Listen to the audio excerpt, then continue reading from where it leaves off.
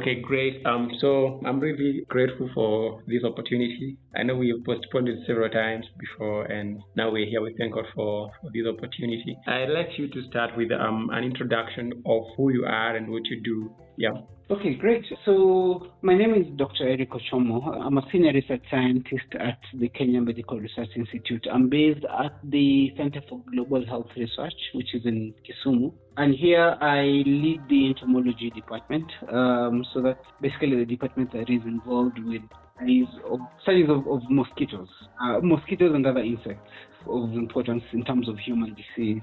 At KEMRI, the focus of KEMRI is actually research that advises on matters of human health policy in the country. And so a lot of the work that we do contributes directly to how malaria control and other vector-borne disease control happens in the country. Does the Global Health Research is it in collaboration with the KEMRI?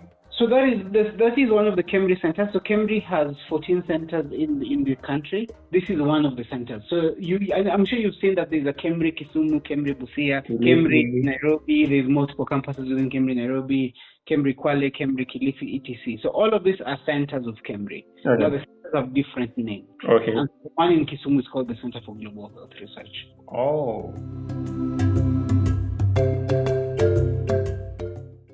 Why did you choose to study or to venture into malaria control? Yeah, I want to say that this life chose me. I'm actually a 3-time graduate of Maseno University. So I did my bachelor's degree in biomedical sciences at Maseno University. I majored at that time in what's known as medical biotechnology.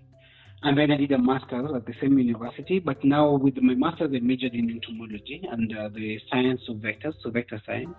And then for my PhD, I did a PhD in biomedical science and technology as well. At that time, my focus was on insecticide resistance in mosquitoes. So I've always, since my undergrad, I've been very passionate about mosquitoes, because when I was actually in my first year of school, I came to KEMRI for an attachment during the end of our first year. And I got attached to the entomology lab, and I actually really ended up enjoying my experience and liking it. And so since then, I've sort of been attached to the study of mosquitoes. And so I've been here since 2005 when I first came here as an intern, and now I actually head the department. So I've sort of grown with the department over this period of time, and grown with the problems. Now I think it's an area that I'm very familiar with, and I'm able to speak authoritatively on many disciplines in this area. Yes, wow. I am. One of the main motivations for working in this area is because originally I'm actually from around here. My home is in Oyugis, which is in Homa Bay County, and so I'm very aware of the burden that malaria causes in this environment. I have personally, of course, had multiple infections of malaria, but I've also been to health facilities and seen how much we lose children and pregnant women to malaria. I see how much of an economic burden malaria is for many of the areas that I work in, and so it's something that I'm really determined to help improve. I'm also very determined to help change malaria in this particular setting, and so this role gives me an opportunity to actually make that positive impact in terms of reducing the burden of malaria in this setting. Oh, that's interesting. They say the environment also sort of shapes even a child's career. Yes. I come from here. I am very privy to malaria. I have experienced it myself. I've seen it in my family. I've lost relatives to malaria. So this is something that I live with every single day. Okay, sorry. And if you don't mind, could you please tell me briefly about when malaria struck closer home? When I was born in 1985, I was a preterm baby. Preterm meaning that I was born at 7 months instead of 9 months, because my mom had a malaria infection, and it was either I had to be born at that time or I'd be lost altogether. So personally, yes, malaria was literally in my origin as a human being. And so my mother had 4 children, but currently I only have one other sibling, my younger brother. The other 2 were lost due to malaria when they were still very young. So I never actually got to experience living with them because of malaria. So this is something that I've lived with in my family.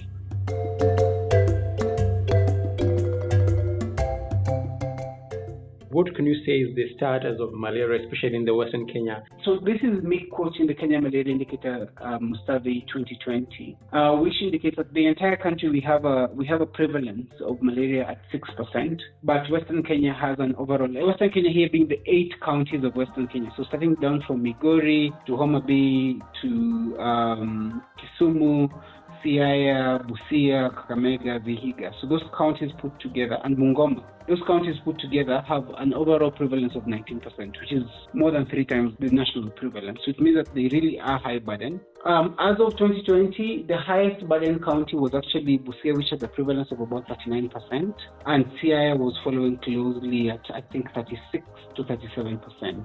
So there hasn't been another malaria indicator survey since 2020. Usually this happens every 5 years. So that remains the official status at the moment. Though I will tell you based on data that we have that at the moment, I think strongly that Busia might have improved slightly following the last BedNet campaign, which distributed PB on net. But we will wait until the next malaria indicator survey is done before we can give the official standing in terms of prevalence. Okay. And why Western Kenya? Does it have anything to do with the lake? It has a lot to do with the lake, yes, you're right. So one, the lake is fresh water. These areas are mostly lowland. So there's a lot of, I want to say, stagnant water, which provides a very conducive environment for mosquitoes to breed. Usually the biggest reason why you would see malaria in any one place is stagnation in water. So when you don't have really good drainage, and especially if you think about a plateau, a flat area basically, so water is not running off very quickly, so you end up with pools of water. And these are very conducive for the species of mosquitoes that are found in this area. That's one. Number two, there are multiple swamps, multiple swampy areas, especially areas along the Yala River, which provide really, really conducive habitats for mosquitoes. So because of that, there is a very high population of mosquitoes in these areas. But generally, areas along the lake shore will have areas that are very flat. They have water, they have runoffs, either of rivers going into the lake or other sources of water, and those are usually very good habitats for mosquitoes. And that's the main reason why we see a malaria in this setting. One may wonder, why is that not the case in every place where we have these freshwater lakes or big water bodies like Lake Turkana, other lakes in the country? I'd want to tell you that we actually have pretty intense transmission of malaria in parts of Turkana, especially around the lake as well. And in coastal Kenya as well, which are pretty flat. So areas where we have rivers and the temperatures are conducive, so areas that are nicely warm and also have runoffs of water along lakes or major rivers, you will actually see malaria. And that's why you see like Kwale, for example, has pretty intense transmission in coastal Kenya. The areas around Turkana, Moyale, etc., they have small pockets of water that are actually very conducive for mosquitoes. And so it almost follows that everywhere we see freshwater bodies of and some level of spillover, for some level of stagnation of water, you will see malaria. I hear that people in Mombasa don't suffer from malaria. How true is that? That's a myth. That is a myth. People in Mombasa also do get malaria. The thing is, coastal Kenya used to have very high prevalence of malaria, but then when BedNet started being implemented in the early 2000s, for some reason they had a better impact on malaria transmission, and therefore we saw massive reductions in coastal compared to Western Kenya. Yeah, but there is still some level of transmission. Because I thought that probably it could be a matter of maybe the body getting acclimatized or something to do with the body kind of coming up with a way of sort of defending itself. That is not really true. The thing is, provided you have malaria in circulation, you will always get people having having the parasite. So in Western Kenya, for example, even though we talk about a very high prevalence, for people who are born here and raised here, they develop natural immunity. And so you will, for example, going to schools in Western Kenya, and suddenly you realize that kids who are in some of these places, like in Siaya, for example, kids who are in primary school will have prevalences as high as 30-40%. So like what that means is basically if you go to a school in Siaya, of every 10 kids you see, over every 10 students, you'll probably have 3 or 4 of them having malaria parasites. But they're walking around, they're playing around, they're fine, they can't feel it. Because over time, because of frequent infection, they've actually developed some level of immunity. So that actually happens. That's the way the body tries to cope with persistent infection of malaria. So is that saying that the people who've been born and bred in these malaria-prevalent areas like Western Kenya and some parts, of course, they can have the parasite in them, but they don't really get sick? They can actually have the parasite and not show any symptoms, so they're what we call asymptomatic. But often they will at some point have a lapse in immunity and they will get infections. But usually it's very common that you will see a lot of kids in this place running around, but they actually have malaria parasites in them. So will I be right to say that malaria in Western Kenya has not affected the children, especially their school life and their education and their day-to-day life because of the immunity? No, you will not. So what usually happens is that eventually they will develop. Actually, more often than not, many of them will develop symptoms. And so they'll end up missing lots of school days. Actually, in places like Teso, in Busia, and even in Saya, we see a child having as many as 3 infections in a year, meaning that in 1 year they will have 3 different infections. And that is an average. In some places, that average is actually at 8. It means that in a 1-year calendar, this child is sick of malaria 8 times. So sometimes they are asymptomatic, sometimes they actually develop the infection, and when they do, it keeps them away from school. So there's a very high likelihood that children in areas like this will miss school because of illness. Children under 5 are more likely to die, but we actually even see mortality in children between 5 and 15 years of age due to malaria. And even now we even see it in adults as well.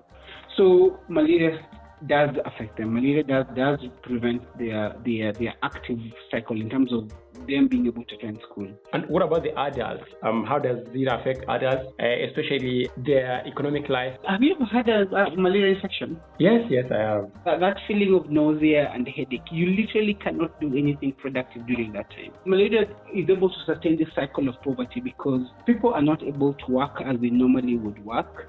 Money that they ideally would have used to better themselves is spent buying medication and seeking hospital. They're wasting a lot of time in queuing in facilities trying to get care. So it does affect the productivity of entire community in this setting.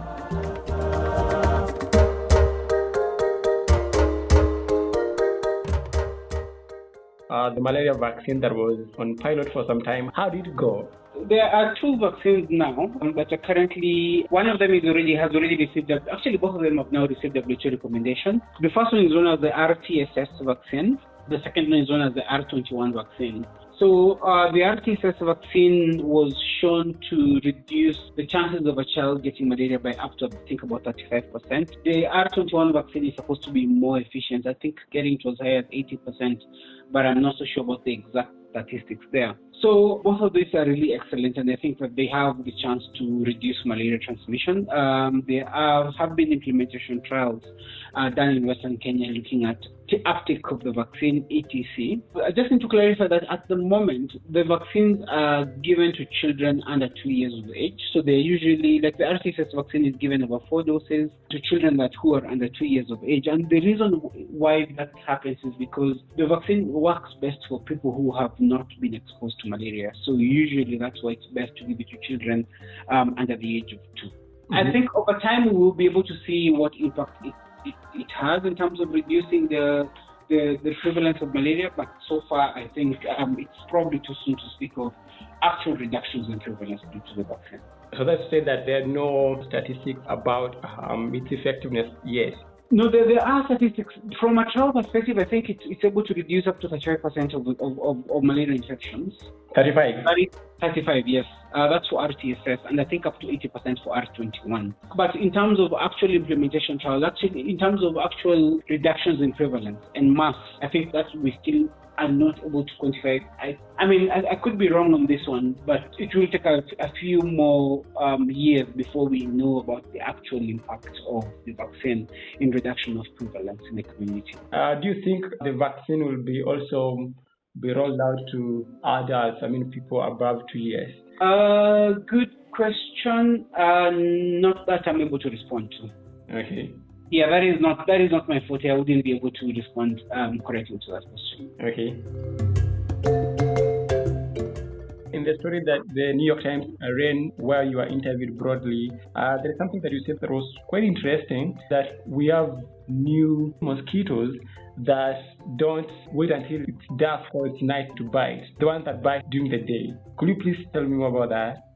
So I'll tell you two sets of stories, or two sets of species of mosquitoes. So the first one is what's known as Anopheles stephensi. That's the one that I've been seeing reports on media going about new killer mosquito, etc. So this is what happened. In Kenya, we have 4 main species of malaria: Anopheles gambi, Anopheles arabiensis, Anopheles fenestus, and Anopheles meras, which is restricted to the coast. It doesn't move beyond the coast because it breeds in salty environment. So those 3 are the most common ones across the country. Anopheles gambi and Anopheles fenestus are responsible for a lot of the infections, and the reason why they are is because they have a very strong preference towards biting humans, and also a very strong preference towards coming into the house to bite humans. That is why you see there's a huge focus towards mosquito control in products that are deployed inside the house, like bed net or indoor residual spray. Now, Anopheles stephensi is a vector that used to be restricted to Southeast Asia and the Arabian Peninsula. However, in 2012, there was a report about this vector being seen in Djibouti. And at that time, Djibouti was approaching elimination. They only had about 2,000 cases in the entire country. That was 2012. 9 years later, in 2021, Djibouti is now reporting 73,000 cases. So the cases have increased, and one of the major changes that have happened in that environment is the introduction of Anopheles stephensi, and actually this vector has taken over in that country. So we've seen that vector spread from Djibouti south into Ethiopia, into Sudan, into Somalia. And so as of December last year, we detected this vector in Kenya. So that is actually what the story was. Why we worry about that vector, Anopheles stephensi, is as the other vectors that we have in Kenya right now are mostly confined to the rural areas because they rely a lot on shallow breeding habitats. They come into the houses that have eaves and open windows and open doors, which you find most commonly in the rural areas. Anopheles stephensi is different because it has a big outdoor presence. So it bites people outdoors. It will bite people at any time, so it's very plastic in its response. We say plastic meaning that it has a very flexible behavior. It mostly prefers to bite cattle.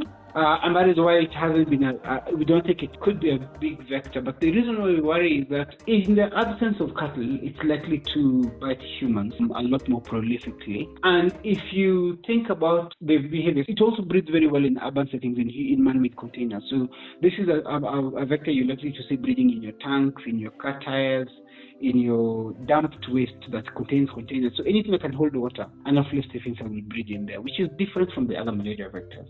The other reasons why we worry about it is because of that reason, it's likely to move into our urban settings. And if it does move to our urban settings, and you have people, for example, who are coming out of the malaria endemic areas who live in the city, then you're likely to establish malaria transmission in the urban settings. If that happens, then you're worried for multiple reasons. One, people who live in urban settings are from all parts of the country. Some of them are totally naive to malaria. They've never had a malaria infection. And what usually happens is that people who've never had a malaria infection have absolutely no immunity. So they tend to suffer more severe forms of malaria. And so you're likely to see severe malaria anemia in a lot of these areas. Number two, we have a very small budget for malaria control as a country. And so if you have more people, and especially people in urban settings starting to get malaria infections, then your funding that's currently available for malaria control in rural Kenya will get diverted.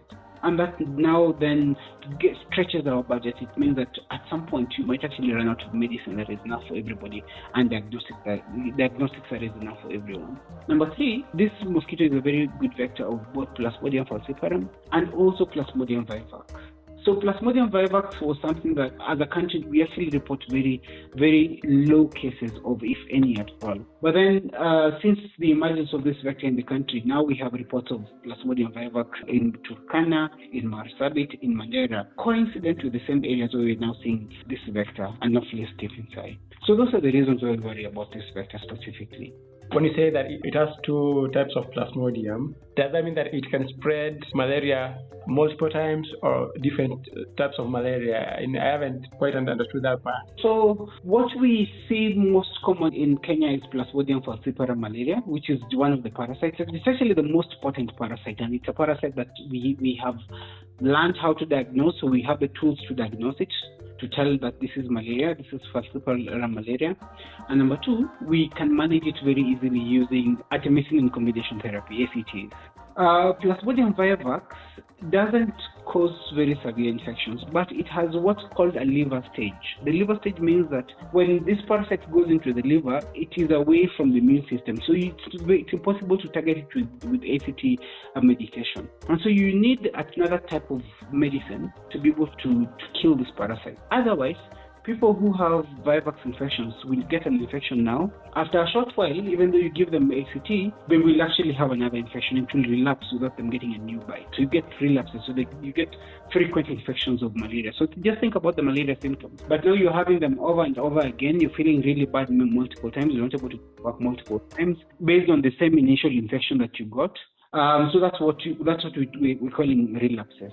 And so there's a specific drug known as primaquine that is used to treat it. I don't know that the country, at the moment, we have any doses of primaquine. And then also there's going to be that need to sensitize the communities towards the need to start equipping our pharmacies with primaquine and on how to diagnose Plasmodium vivax. So those are the things that we worry about there. I don't know if that makes sense. Now it makes sense to me. And you also mentioned about some specific type of mosquito that is in the coastal Kenya, the one that you say thrives in salty water areas. Is that the type of mosquito that causes dengue fever and chikungunya? You know, people are dying of dengue fever right now in Burkina Faso. No, but that's a different type of mosquito. It's not an Anopheles mosquito. It's called an Aedes mosquito. Very, very prevalent in the coastal Kenya and parts of northern Kenya. But the mosquito I'm talking about is Anopheles maris. It also transmits malaria in coastal Kenya. In Western Kenya, what are some of the things that you're doing to combat malaria infection? So our research is what then feeds into policy. And so what we do at the moment is evaluation of different mosquito control tools. So our focus is usually on mosquito control. Some of the tools we are currently testing. Let me just go back a little bit and give you a bit of information on the regulatory process for vector control. So before we get to the point where, so you had, for example, the ministry buying bed nets, right? Yes, sure. That distributed free of charge to people who live in the malaria endemic settings. Before that happens, those products need to be approved by or recommended by WHO, World Health Organization. Now, for WHO to recommend a product, it's based on scientific evidence. And so our group collects scientific evidence. And so we do that in a number of ways. So there's phase 1 trials, which are basically lab trials, where we try out different products in the lab, try and figure out if they're working in the lab. And if they do work in the lab, then we move on to phase 2 trials. So phase 2 trials are conducted in what are known as experimental hut trials. So we have areas where we have very high densities of mosquitoes in Siaya, where we've set up experimental huts. And so often we get people coming to us with mosquito control products and we test them at that site. So that's one of the things that we do. And that's one of the ways that we encourage innovation. So people can come with different nets, different insecticides, different repellents, for example, and we test them at that facility. The last one is phase 3 trials, which are basically epidemiology trials. So when we have been able to prove that our product is able to prevent either mosquitoes from biting people or to reduce mosquito densities, then we try and look for what's known as epidemiological evidence. Epidemiological evidence just means we want to see whether by reducing these mosquito numbers or by preventing mosquitoes from biting people, we actually end up reducing malaria transmission. And so part of what we do, our team does what are known as phase 3 epidemiology trials, randomized control trials. And so these ones are done in very large areas. So for example, we are currently evaluating 2 products in randomized control trials. One of those products is known as partial repellents. And so these are devices that you place inside of a house, and that house becomes very unconducive for mosquitoes. And so what that does is that it prevents mosquitoes from either coming into the house or from biting people. And so we have 60 clusters, which are basically villages in Busia, where 30 of them we gave them partial repellents with the active ingredient, and the other 30 we gave them a product that looks like a partial repellent, but it does not have any active. And so we want to compare, we are comparing over a 2-year period whether the sites that received the product with the active will have reduced malaria incidence compared to the sites that did not receive the partial repellent actives. And so actually that project is now just coming to an end, and we have the results. So we have actually been able to prove that the partial repellents actually end up reducing malaria even further in this setting. And that's a very statistically significant finding. And so we are submitting our report to WHO now, as soon as the analysis is complete. And this should potentially be the first site that to prove this, and so when we have results from a second site, the product could be recommended by WHO. And so at that point, the country will actually be able to buy the product and distribute them to people who live in these areas. The other product we're evaluating at the moment in a randomized controlled trial is known as attractive targeted sugar bait. And so these baits basically rely on the fact that mosquitoes will always want to feed on sugar, and usually in nature they obtain that from plant juices or plant or flowers. And so this product basically is something that you hang outside of a house. It has a bait, but that bait also has a toxin, and then it has a membrane that covers the product so that non-target organisms like bees don't get access to the bait. And so as mosquitoes land on the bait, they're able to probe through the membrane, they access the bait, but they feed on it, it kills them. And so that evaluation is currently ongoing in CIA, and we want to see whether over a 2-year period we'll actually end up reducing malaria transmission. So that study hasn't ended, and so we don't have the results yet. So that's basically the way in which we evaluate different vector control products. What about mosquito nets? I mean, are they sort of obsolete? Are they not working anymore? No, so mosquito nets actually are the primary mosquito control method, and that is because mosquitoes will most often bite people in the middle of the night as they sleep. And so mosquito nets have actually been very, they have contributed to, I want to say, about 60% of the entire reduction in malaria between 2000 and 2015 because of mosquito nets. 68% actually, that's the figure. Mosquito nets continue to be very effective, they're very helpful. And now that you mentioned mosquito nets, they remain very effective. And so all of these new products we're evaluating will be used in addition to mosquito nets. Okay, so people must continue to use the mosquito nets in addition to these new tools. But let me also mention one other concern that is coming up. We've actually just written about this in Malaria Journal.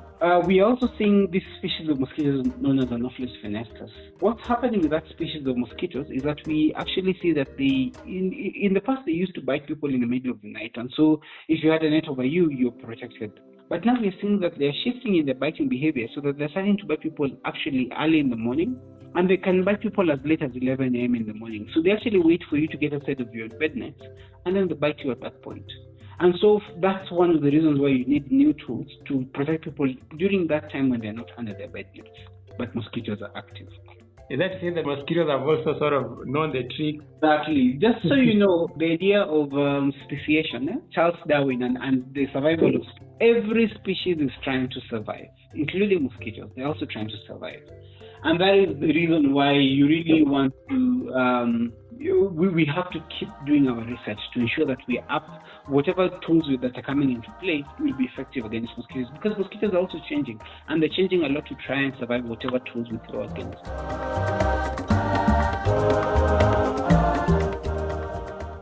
Up to this end, have we had any invention that have been impactful breakthroughs so far?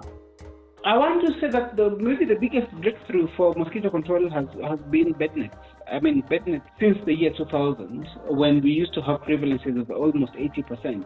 Bed nets have brought that prevalence down to 40%. So they almost have the entire burden of malaria, and that bed nets plus indoor residual spraying. So those two tools have been very, very, very impactful. We're evaluating new tools, so we hope spatial repellent is one of those new tools that will also be impactful in this space. But we're also looking at new tools and also assessing some of the old tools like larviciding, for example, the control of mosquitoes at the larval stage. So we're evaluating all those types of tools to see if any of them would actually help to contribute to further reductions in malaria transmission. And from where you stand, what do you think is the future of malaria? Like, are we doing better? I mean, going forward, do you think these cases are going to reduce further and further, or we might get some sort of an about and we have a surge? Good question. And my opinion is this. If we don't do anything differently, if we continue to just do everything like we are doing right now, we will have increases in malaria. And honestly, we are already seeing that. Like if you compare the numbers of the cases of malaria that were seen in 2020 versus 2021 versus 2021, according to the World Malaria Report, there was an increase in cases. So at the moment we are stagnating. The problem with stagnating or staying at the same level is that it's very hard to stay at the same level. You are either always going to be reducing malaria or you will see an increase in malaria. And so at the moment we have to try and add additional tools, and that's why our research is very important in the fight against malaria, for us to continue to see additional declines in malaria transmission. Okay, and what could you say is the main or the biggest challenge or impediment to the fight against malaria in Kenya currently? A number of things. Of course, the biggest one would be funding. If we had unlimited access to money, all of these tools could be distributed everywhere. So things like indoor residual spraying are very effective at reducing mosquito numbers very quickly and therefore reducing malaria burden. But it's very, very expensive to implement indoor residual spraying. Actually, I think it costs about, I want to say $20 per structure to implement IRS. So it's very, very expensive. And so that's why the government is not able to do it everywhere. One of the challenges is bed nets. So there's resistance in to most of the insecticides that we currently have. Actually, the ones that are used on bed nets mostly. The beauty is there are new nets that are coming up that are either combine multiple types of insecticides. So either something called piperonyl butoxide, which is a synergist in addition to the pyrethroid bed nets, or new insecticides like clofenapir and something else known as pyriproxyfen. So those are new nets that are coming up that we hope we can be able to use in the areas where we've seen resistance. The problem is those nets are more expensive than the standard bed nets. And so, of course, it's always going to be a point of trying to balance and ensure that you have maximum coverage for everyone who's at risk of malaria, while at the same time ensuring that you are able to bring an additional reduction.